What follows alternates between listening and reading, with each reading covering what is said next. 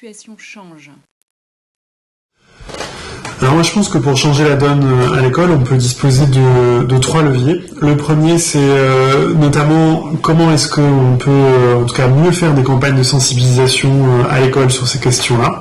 Parce que des campagnes de sensibilisation, il en existe. Le ministère en a engagé plusieurs maintenant depuis quelques années. Simplement, on a parfois l'impression qu'il n'y a pas vraiment de portage politique, si je peux dire, de ces campagnes.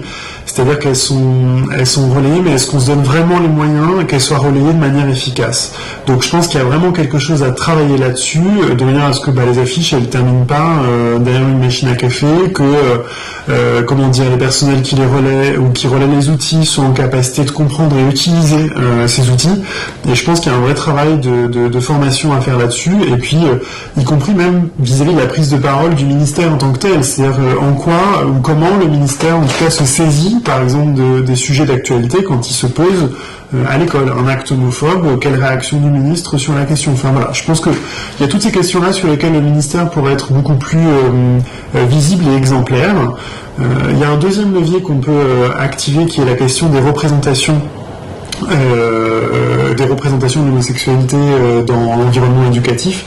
Là, je pense plus particulièrement aux manuels scolaires. D'ailleurs, c'est une remarque plus générale sur les manuels scolaires.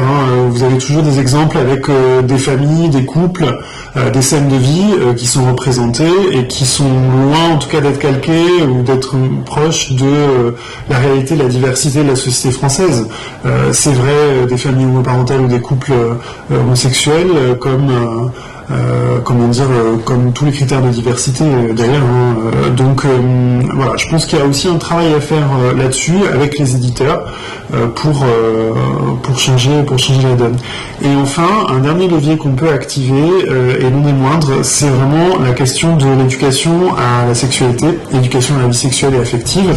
Comment on s'arrange, par exemple, pour qu'on ne traite plus uniquement des questions de biologie, mais on approche la question dans toute sa globalité. C'est-à-dire qu'on est en plus à une période où les enfants découvrent leur corps, leur entourage, leurs sentiments, etc. Et donc, justement, on n'est pas uniquement sur des questions de phénomènes biologiques. Et donc, comment est-ce qu'on peut sensibiliser les élèves, par exemple, à la portée des propos ou des comportements, des attitudes qu'ils peuvent avoir vis-à-vis des autres? Parce que, on veut aussi éviter à un moment donné que les personnes elles puissent véhiculer des stéréotypes, des propos violents, des injures, sans forcément s'en rendre compte de manière volontaire. Donc tout ce travail d'éducation, de sensibilisation, je pense qu'il peut aussi être réalisé en partie autour des séances d'éducation à la sexualité et à la vie affective, si en tout cas on prenait compte de la diversité des sexualités et qu'on ne s'attachait pas uniquement à une approche biologique, biologisante de la question.